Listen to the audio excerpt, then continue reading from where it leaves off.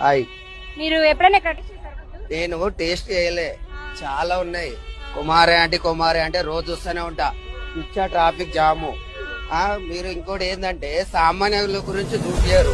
ఎంతసేపు కుమారే అంటే 200 300 పెట్టి సామాన్యుడు ఇక్కడ. ఇప్పుడు ఫ్రీ బస్సులు అయినాయి, ఆటోలు నడుస్తలేవు. దీని గురించి ఎందుకు మాట్లాడారు మీరు? ఎంతసేపు కుమారే అంటే ఉల్లిగడ్డ వేసిందా, కుమారెడ్డి అల్మల్లిగడ్డ వేసిందా, మసాలాలు వేసిందా, కరివేపాకు వేసిందా? ఇదా మీరు చెప్పేది? సామాన్యుల గురించి అడగండి.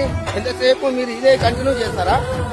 మా గురించి అడగండి. పొద్దున్న నుంచి ఆటో తీస్తే ఒకసారి ఇంతవరకు కూడా 200-300 కూడా వేయలేని పరిస్థితి. మేము ఎక్కడ తినాలి?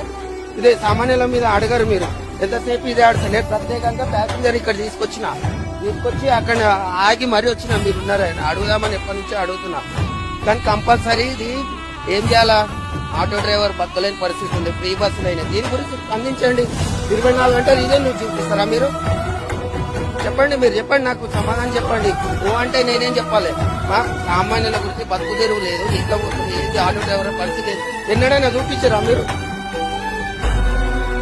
నేను కూడా ఈరోజు కాంగ్రెస్ కార్యకర్తనే, కాకపోతే ఆటో తోలుతున్నా.